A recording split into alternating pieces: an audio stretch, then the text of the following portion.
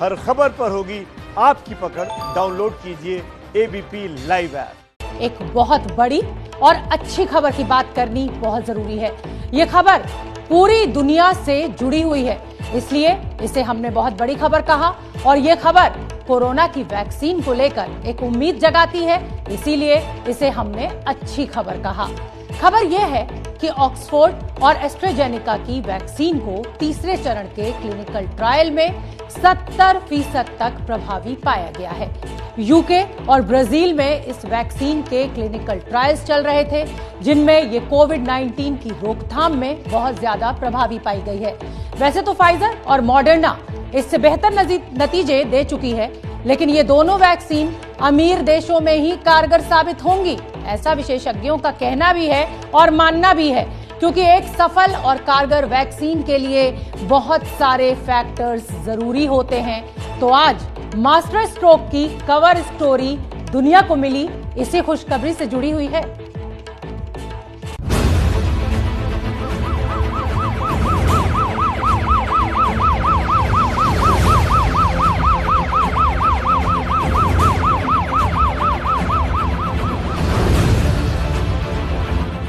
पांच करोड़ 87,51,191 मामले, 13,89,244 लोगों की मौत।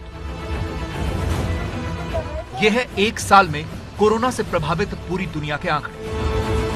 लोग तड़प रहे हैं, मर रहे हैं, अपनों को खो रहे हैं। कोरोना हाहाकार मचा रहा है, लेकिन अभी तक कोरोना से राहत नहीं मिल रही। अब पूरी दुनिया को कोरोना की वैक्सीन की उम्मीद बंधी है, क्योंकि आज दावा किया गया कि ऑक्सफोर्ड यूनिवर्सिटी और एस्ट्राजेनेका की वैक्सीन अपने क्लिनिकल ट्रायल में 70% प्रभावी पाई गई। आप ये सवाल पूछ सकते हैं कि इसमें इतना उत्साहित होने की क्या बात है, क्योंकि अमेरिका की फाइजर कंपनी की वैक्सीन कोरोना वायरस की रोकथाम में 95% और मॉडर्ना की वैक्सीन 94.5% प्रभावी पाई गई। आपकी ये जानकारी अपनी जगह बिल्कुल सही है, लेकिन इसके बावजूद ऑक्सफोर्ड और एस्ट्राजेनेका की वैक्सीन ज्यादा कारगर है। कैसे, अब ये समझिए।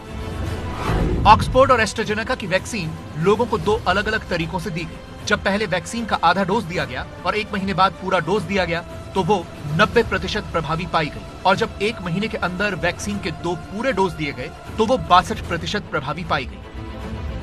दोनों डोज के संयुक्त विश्लेषण में यह पूरी वैक्सीन 70% प्रभावी पाई गई है। मेडिकल साइंस की दुनिया में 70% के प्रभाव वाली वैक्सीन भी कारगर मानी जाती है, लेकिन इसके अलावा किसी भी वैक्सीन को आम लोगों के लिए प्रभावी बनाने में उसकी कीमत और तापमान बहुत ज्यादा मायने रखता है। एक व्यक्ति को फाइजर और मॉडर्ना की वैक्सीन की 2 डोज लेनी होंगी। तो सबसे पहले बात कीमत की। फाइजर कंपनी की 2 डोज की कीमत 3,000 रुपए की होगी। मॉडर्ना वैक्सीन के 2 डोज की कीमत 5,484 रुपए की होगी, जबकि ऑक्सफोर्ड और एस्ट्राजेनेका की वैक्सीन की कीमत सिर्फ 200 से 400 रुपए के बीच होगी। यानी कीमत के हिसाब से तो ऑक्सफोर्ड की वैक्सीन इन दोनों की तुलना में बहुत ज्यादा सस्ती है, तो वो ज्यादा कारगर मानी जाएगी। अब बात तापमान की, क्योंकि ये भी एक महत्वपूर्ण बिंदु है। फाइजर की वैक्सीन को रखने के लिए -70 डिग्री से -80 डिग्री सेल्सियस के तापमान की जरूरत होगी।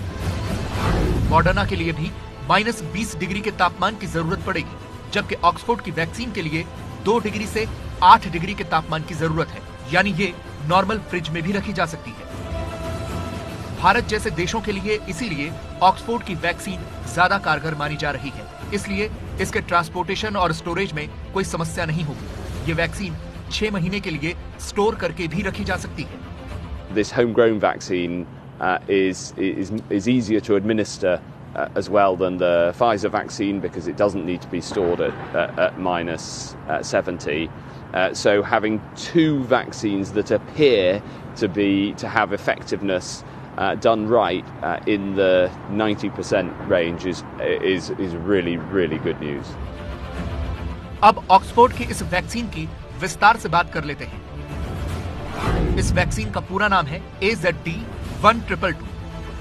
अभी कंपनी का यूके और ब्राजील में 23,000 लोगों पर परीक्षण चल रहा है।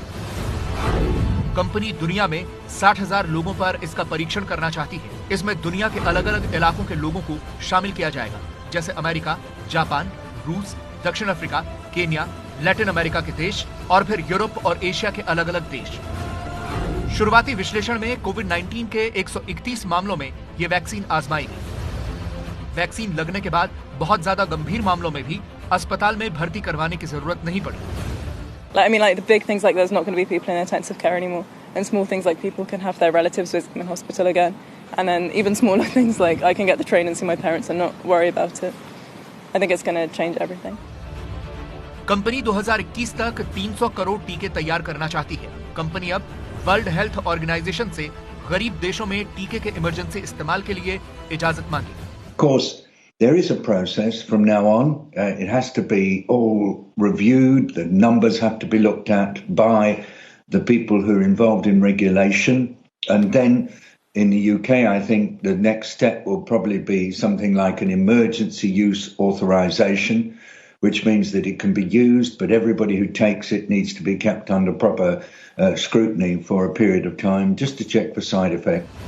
एस्ट्राजेनेका दुनिया भर की सरकारों और अलग अलग संस्थाओं से संपर्क कर रही है। कंपनी का कहना है कि जब तक दुनिया में यह महामारी रहेगी, तब तक वो अपनी वैक्सीन बिना किसी प्रॉफिट के उपलब्ध कराएगी।